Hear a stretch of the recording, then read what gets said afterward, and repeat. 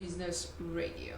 We have a special guest joining us this afternoon where we'll be discussing SME rules and regulations as well as estate planning. I will have here with me and Mr. Charles in the studio, Barrister Ajibola Ajitena. Nice to meet you. Thank you very much for having me on. Hope I got your name correct. Yes, you're close enough. Thank you very much. All right. I will sanction you for that. Yeah.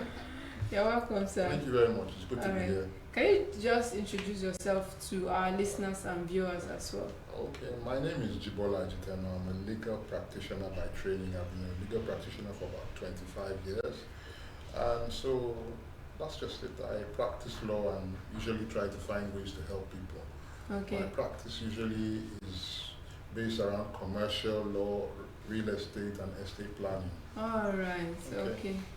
Okay, let's start the interview. So, can you give us like a brief overview of some of the rules and regulations that SMEs need to have in place to avoid unnecessary litigation? Because most times everyone wants to start a small business, but they always leave out the legal aspect of it. Thank you. When you say litigation is very wide. Okay. And when you say SMEs are very varied. So the question I think you're trying to ask me is how do you avoid getting into litigation? Litigation, yes. So usually, first of all, you need to have certain purview of certain things at the back of your mind when you're starting a business. First of all is accountability. Then you also have to have a structure. A structure is always very important in a business. And then you have to go also with compliance. Compliance is from even the mama put, what does she need to put in her business to make it well structured. SMEs go through a myriad of different laws and things. You have taxation, property rights, family law, you have contracts, you have commercial due diligence, you have pensions, you have corporate governance, and you also have valuation and due process in any business. So basically anybody that wants to start a business must have all those things. It may be in very small bits, in small ways. When you are starting a business, it can be an expanded regime as well. Okay. So it can be scalable. Very scalable. Also, one of the key things you just mentioned is structure. So what would be the best structure advice you would give to SME startups, especially when it comes to, like, let's say sole proprietorship or partnership and all? Okay, so let's look at this. In Nigeria, we say that SME is somebody that does 500 million and below. Okay. So if you're saying 500 million and below, are we going to, when you're saying these structures and things that you want me to talk about, do you want me to talk about the woman that starts the mama put? I actually like mama put women. Yes, so they are part of our target audience. So you have stockbrokers, you have professionals, you have women who are trading, you have all these sort of people. So you need to actually, basically you have to prepare. You have to have it at the back of your mind that this is what I want to do. Now you are saying, do we want a partnership or do you want a limited liability company or you want to do a sole proprietorship? It varies according to businesses. So the business will determine the type of structure that you would follow. So a mama put will not be doing a limited liability company. And a person that does as much as 500 million naira would want to put a structure for continuity and may not want to be a sole trader. So it depends on the type of business that the person is doing that will determine the structure that they would follow. So there's no one size fits all or one case is what everyone should follow. Okay. Also, with regards to the state of running a business in Nigeria right now, what would you, in your opinion, what would you say is the state of SMEs in the country in terms of funding, ease of doing business, and government support as well? Auntie, you have asked a very powerful question.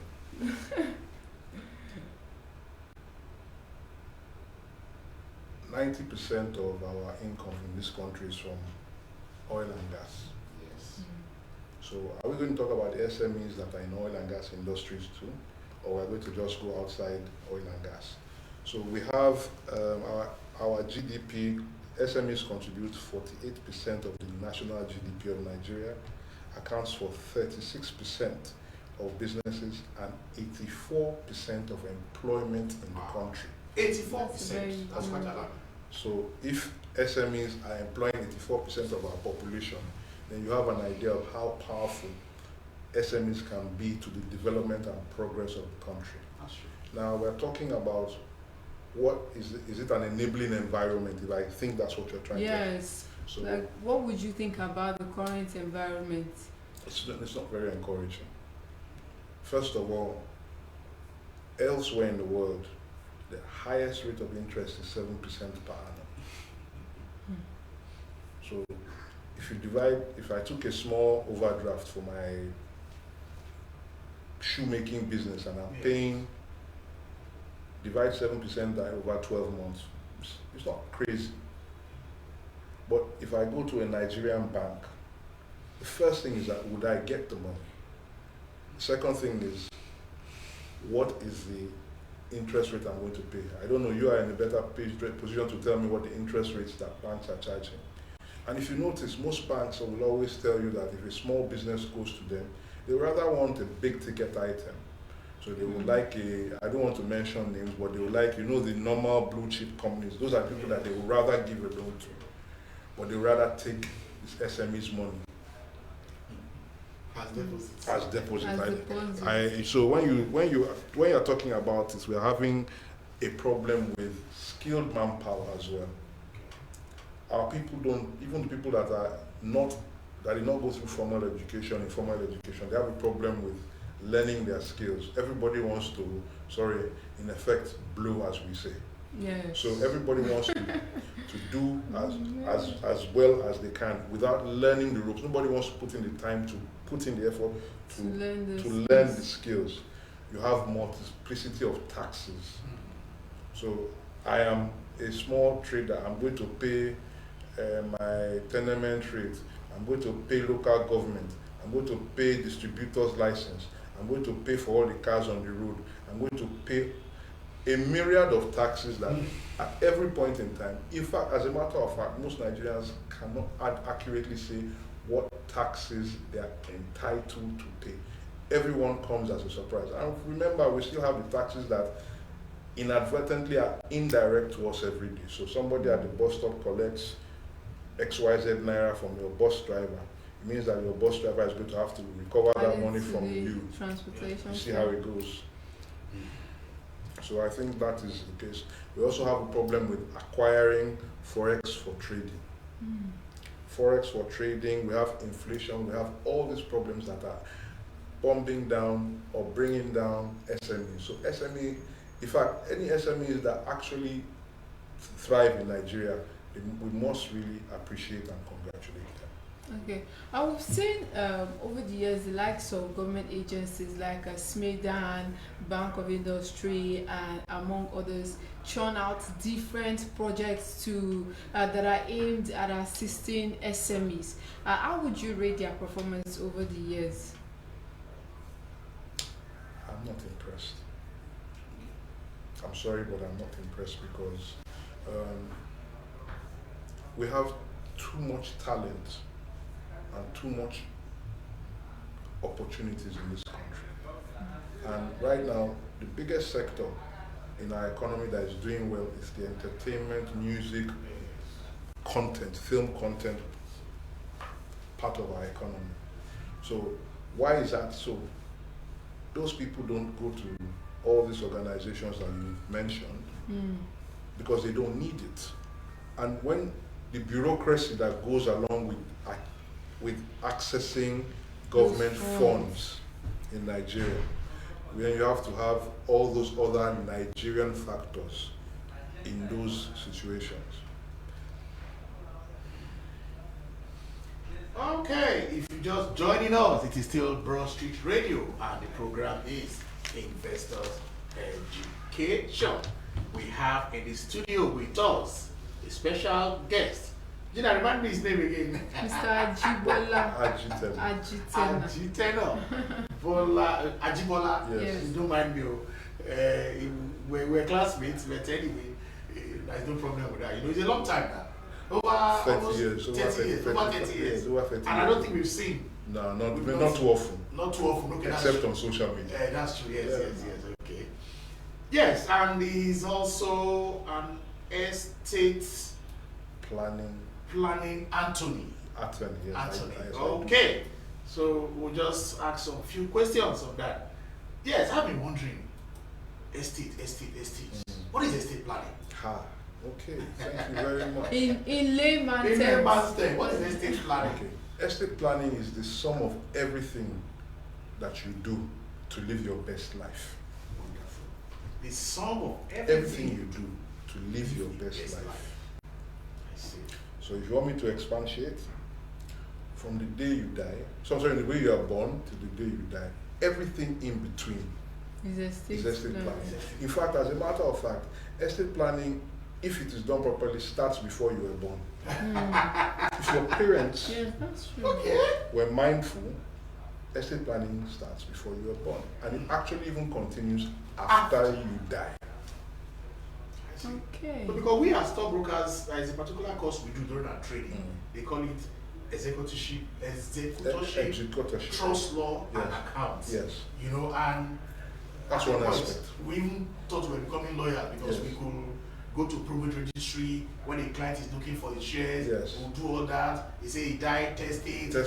We try to get all those knowledge and all that. And we just thought it's when you die that is where the estate planning begins to start. No. I see. I really like. So let me give you an example.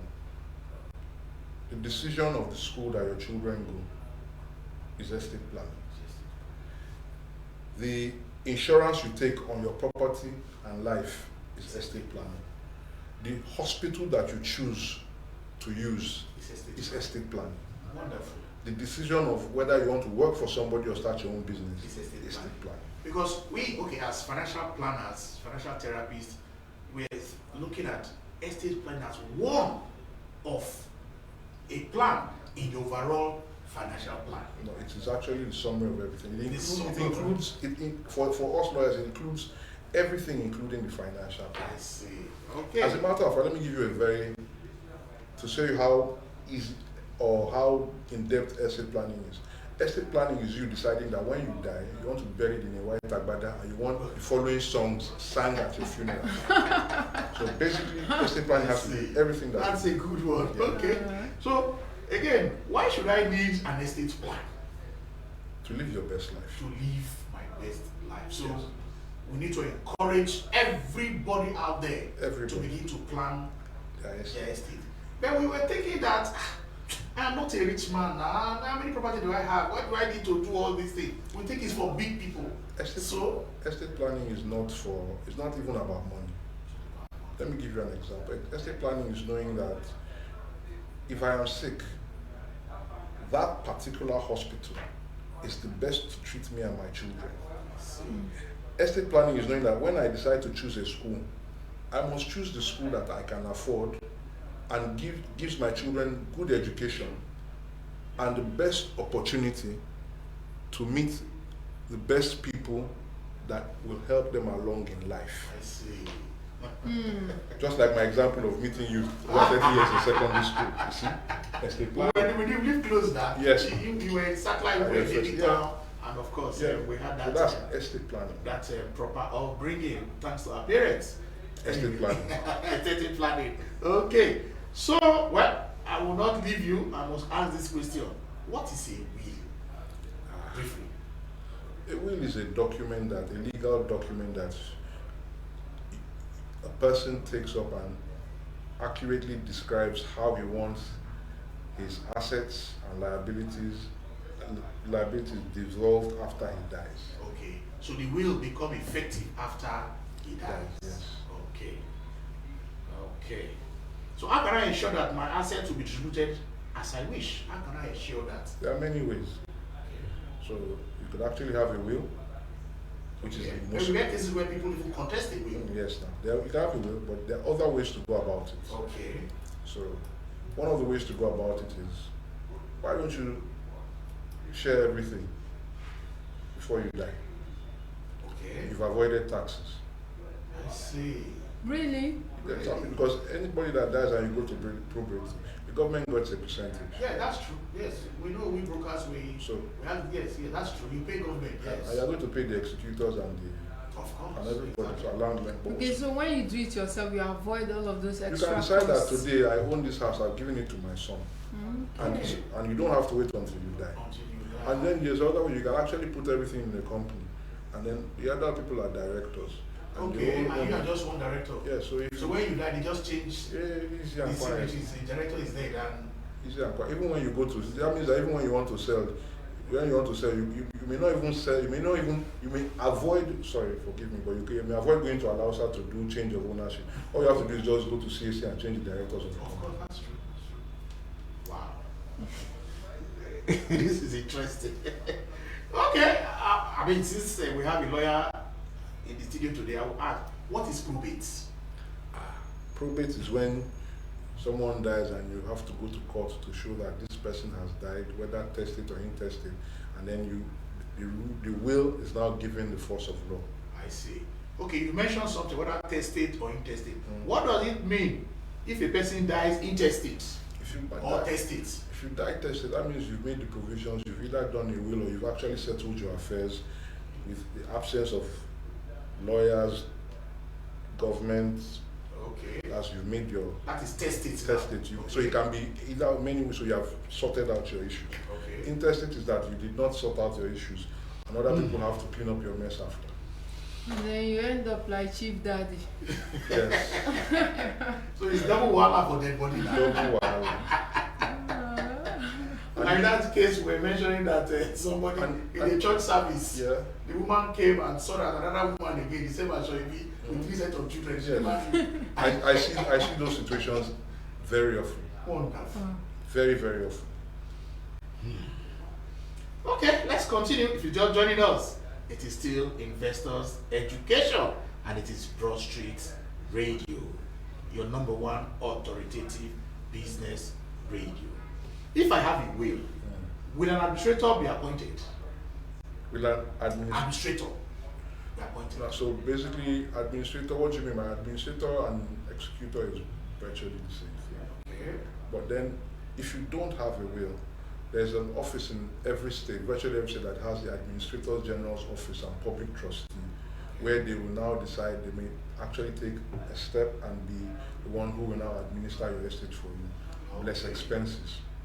Okay, of course, they have to be paid now. Okay. Okay, you also explained, you mentioned executor. Who is an executor and who is an executrix? Executrix is the female version of an executor. You can see in prostitute we are gender sensitive. Exactly. Good one. And an executor is one who you have appointed and said, I trust this person to share my assets and pay my liabilities the best way after I'm gone. Okay, so executors are really different from the witness.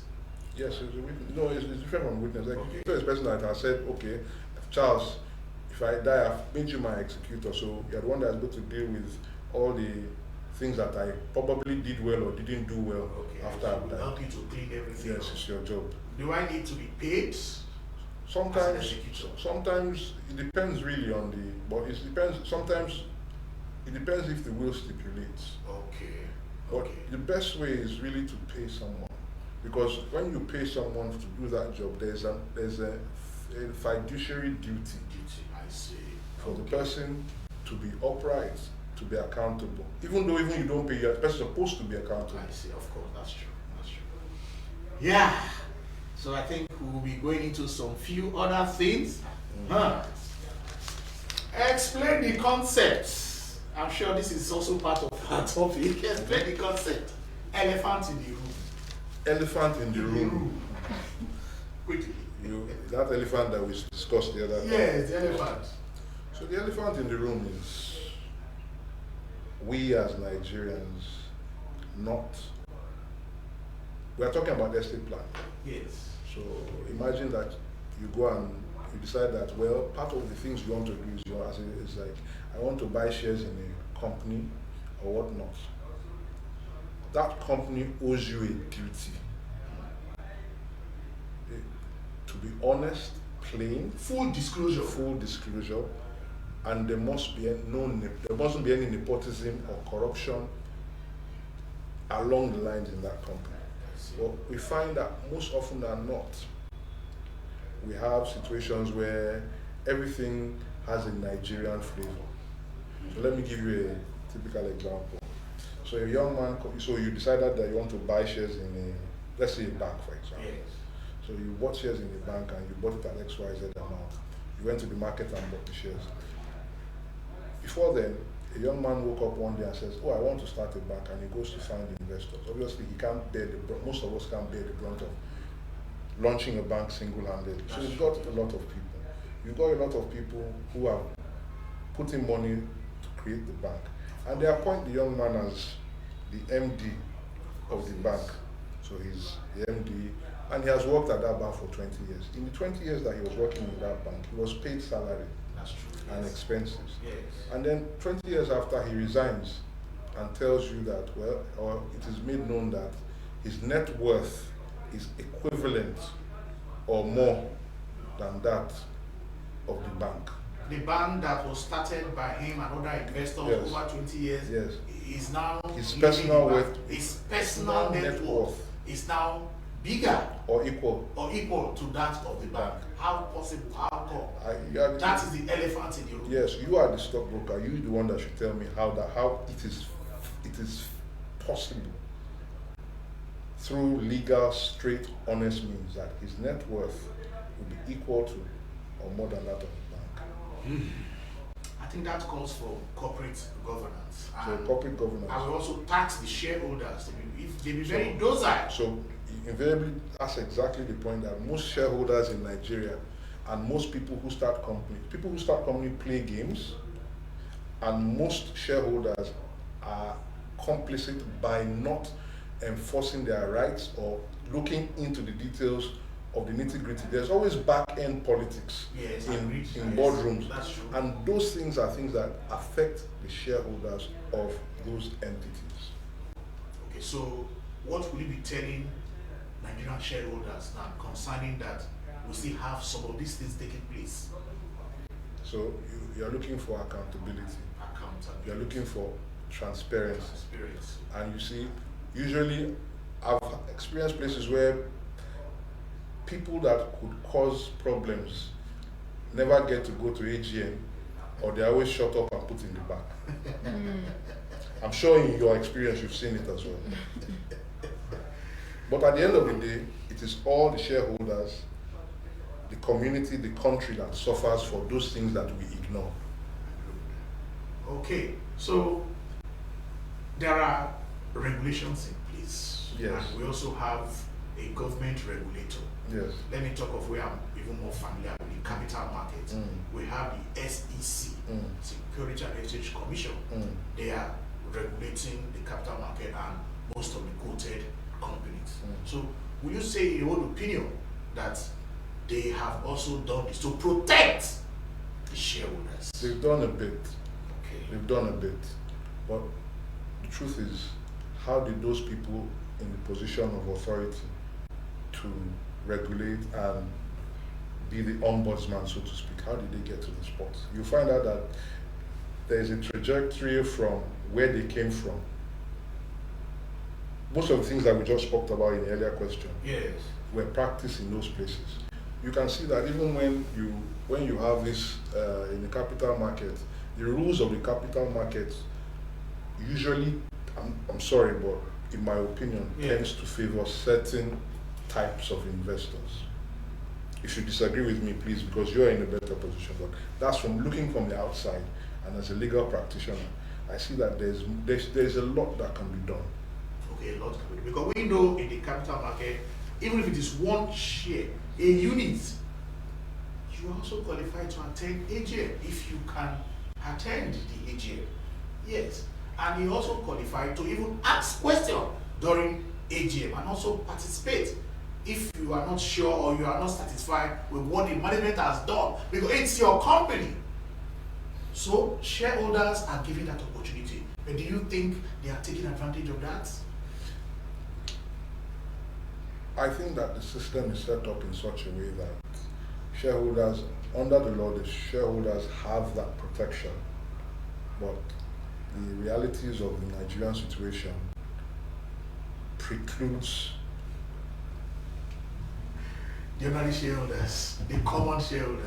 Well, Anyway, we've had a progressive shareholders chairman of Yes, this. join us. I join think us that was 2 weeks 2 weeks ago, and he said, yes, like you have just said, more needs to be done. But also taxing, that he also needs to educate his members for them to know their right. It's not wanting to just buy 100 units of shares in the company and you just stay aloof, you don't even do anything. So the shareholders themselves, the common Nigerians themselves, have their own role to play for which to get this accountability you're talking about. I think actually you are in the best position because you got this radio station, and maybe you should actually do series of lessons about shareholders' rights that would help people understand their rights and their obligations as a shareholder in Nigeria.